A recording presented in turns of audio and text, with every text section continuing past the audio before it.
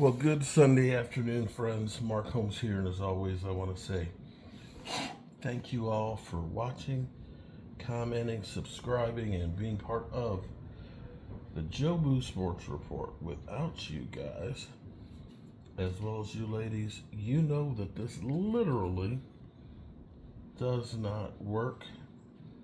Hope everybody's having a great day and a great weekend.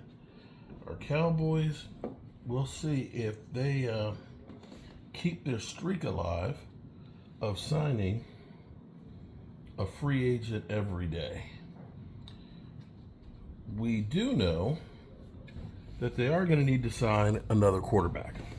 Question B will be will they go with familiarity and bring back Trey Lance now that Cooper Rush has been signed by Baltimore? See, I've got some thoughts here. The Cowboys, unfortunately, they remind me, I remember a friend of mine was working for a company, and this company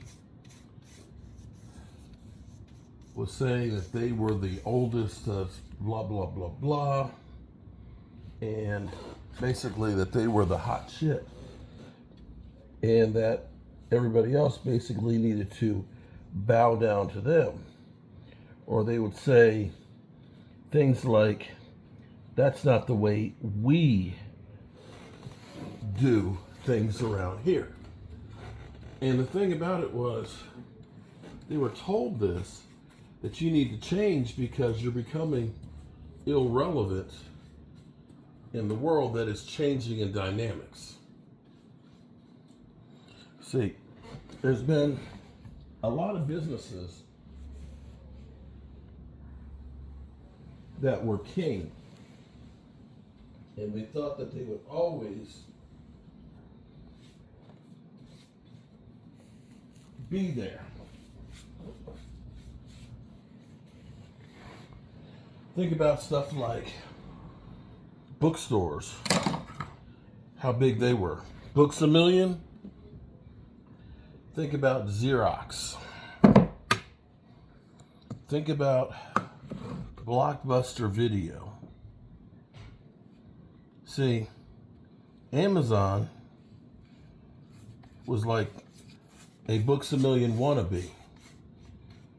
They sold books online, and they recognized people are stupid and they're not going to be reading for too long.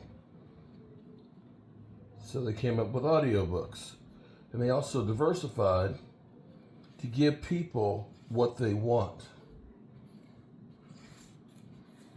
And that's why Amazon survived and thrived. They changed with the times. Problem is, I remember like Jason Garrett was asked one time, and I don't remember what the question was, but his response was, that's not the way we do it here. It's not the way we do it here. The arrogance in his voice of, that's not how we do it. I've also heard Jerry Jones, when they let go of Mike McCarthy, basically say, we only want people who want to be here. Well, I can understand that. I can understand that completely. But you also have to give people a reason to want to be here. You can't just say, we the Dallas Cowboys, so automatically everybody wants to be here. Yeah, that was the case back in the day when you had Dion and you had Michael Irvin and you had Emmitt Smith and Charles Haley. Yeah, everybody wanted to be part of that. Everybody wanted to be part of them boys. But right now, you don't. Because you know why? You treat people the way you want to be treated.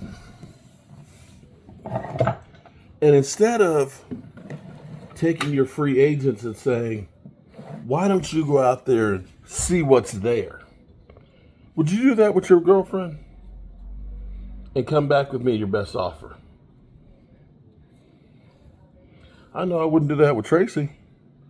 Hey, Tracy, why don't you go out there and check and see what's there? And then we'll negotiate when you come back on what I'm going to do. You don't do that shit. Why? Because you're afraid of losing them. So, if I'm Cooper Rush, I got to be real with you.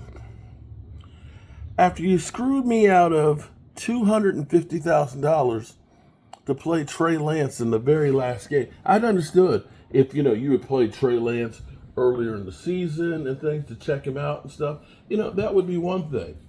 But to wait till the very last game when is $250,000 I had on the line as a guy who has stepped in and played well for you when called upon to kind of screw me out, because it's not like I make a whole lot of money. Trey Lance got $5.4 million. You already knew what you had with Trey Lance. Sugar Trey was not good. And so instead of saying, you know what, Cooper, you didn't play a lot of games for us. Go ahead and finish this one off. Get your bonus money. Have good feelings. They were about saving that $250,000. And now you're going to start over. Now, I'm not going to try and fool you and say that Cooper Rush is the be-all, end-all, of backup quarterbacks. But Cooper Rush has the advantage of knowing Brian Schottenheimer, knowing the Cowboys organization, and, having a good feel for it. You're not going to spend a whole lot of time teaching him the playbook. Now you're going to have to let you bring back Trey Lance. Now you're going to have to bring somebody in, and you're going to have to spend valuable time just to get them up to speed with what you do. This is another one of those mistakes because you have people who have wanted to be here, but you don't make them feel like they're wanted to be here. Even with, eventually with CeeDee Lamb and Dak Prescott, you put them through holy hell to get their money.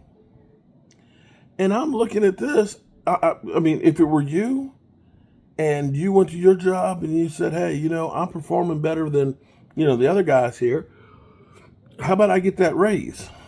And they put you off and put you off and put you off.